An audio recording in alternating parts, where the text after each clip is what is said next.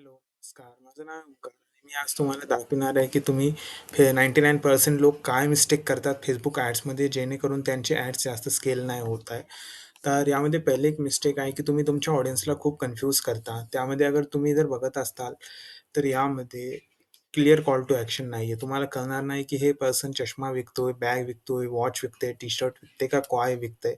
त्यामुळे जेणेकरून तुमची ऑडियन्स खूप कन्फ्यूज राहील आणि ते एंडपर्यंत जाणार पण नाही. अँड सेकंड गोष्ट तुम्ही ए-बी टेस्टिंग नाही करत आहे. तुम्ही सपोज एक ॲड्स रन करत आहे. एक क्रिएटिव्ह, एक मेसेज एकच टेस्ट करताय आणि तुम्ही त्यावरच जास्तीत जास्त ॲड्स रन करताय आणि तुम्हाला वाटतं Facebook काहून रिझल्ट देत नाहीये. Facebookमध्ये इट्स ऑल अबाउट टेस्टिंग, की तुम्ही जेवढं डिफरंट टेस्ट करताल तेवढं तेवढं तुम्ही ग्रेट होताल. आणि थर्ड वन तुमचा फनल ब्रोकन आहे. आता what is mean by funnel broken? तुम्हाला माहीत असेल अवेअरनेस असते, कन्सिडरेशन, इंटरेस्ट अँड पर्चेस खूप सारे डिफरंट स्टेज असते. समजा मला जर केस नाहीये, तर मग एक अवेअरनेस असते, की मला हेअर ट्रान्सप्लांट नावाची गोष्ट असते. ते अवेअर झालेली ऑडियन्स आहे. काही-काही जणांना अवेअरनेसच नसते, की हेअर ट्रान्सप्लांट नावाची पण गोष्ट आहे. तर तुम्ही त्यांसाठी वेगवेगळी ॲड टेस्ट करू शकता, वेगवेगळ्या इंटरेस्टचे लोकं घेऊन आणि त्यामध्ये तुम्ही जास्तीत जास्त प्रॉफिट कमवू शकता. अँड अशा टिप्ससाठी तुम्ही मला फॉलो करा, जेणेकरून तुम्हाला चांगल्या टिप्स मिळत राहील. बाय.